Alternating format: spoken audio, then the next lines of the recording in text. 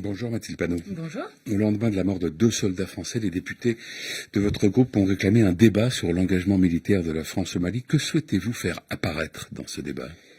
Alors la première des choses que j'ai envie de dire ce matin, c'est déjà notre vive émotion à la mort de ces 2 soldats. On est déjà à 45 soldats tués dans l'opération Barkhane. Ça fait maintenant 7 ans que nous sommes au Mali et nous n'avons jamais eu aucun débat parlementaire sur les objectifs de cette mission.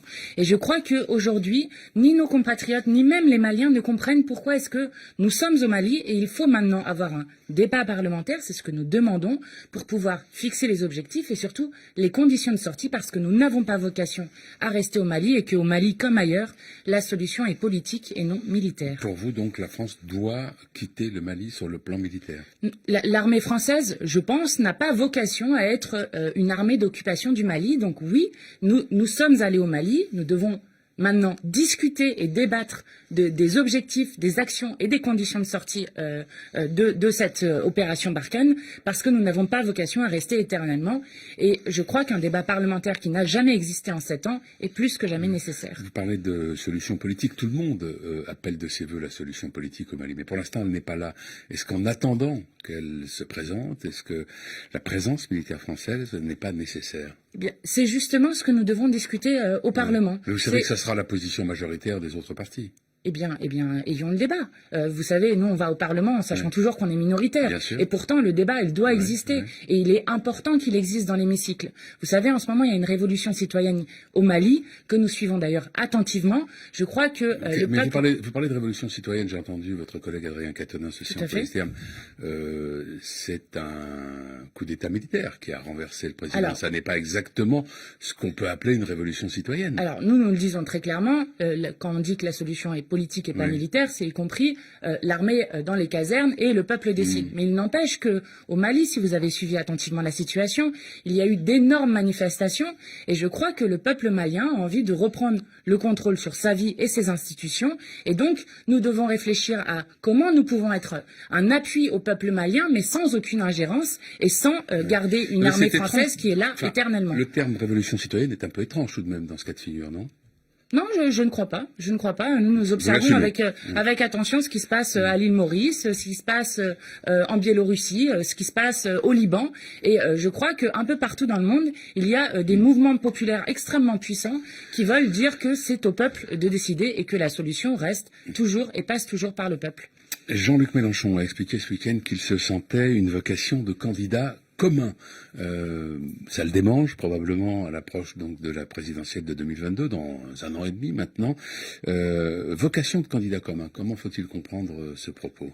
Alors, bon, nous sommes effectivement à 1 an et demi des élections présidentielles.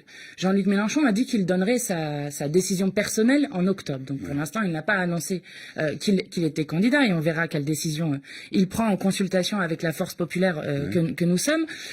Mais ce que nous disons, c'est que le pays ne veut pas du duel factice Macron-Le Pen qui est déjà en train de se jouer dans certains médias et qui serait la solution. Le peuple français n'aime pas être captif de ce duo qui serait déjà le second tour de ces élections présidentielles de 2022. Et ce que nous voulons, c'est créer une majorité d'adhésion. Et il ne vous a pas échappé qu'il y a déjà 2 ans, Jean-Luc Mélenchon proposait une fédération populaire. Nous avons discuté et nous discutons avec différentes forces politiques, mais aussi d'ailleurs associatives et syndicales, et nous tentons d'ouvrir une voie qui est un horizon bien plus heureux que ce que propose le macronisme et le Rassemblement national. Et c'est ce que nous tentons de faire depuis maintenant longtemps, en fédérant largement et en fédérant autour d'idées. L'avenir en commun a notamment obtenu 7 millions de voix aux dernières élections présidentielles. Je pense que c'est un bel objet de discussion. La manière dont Jean-Luc Mélenchon envisage les choses, on peut le supposer, ce serait toujours lui en leader de cette nouvelle force de gauche. Il n'imagine pas de se ranger derrière la casaque d'un autre candidat.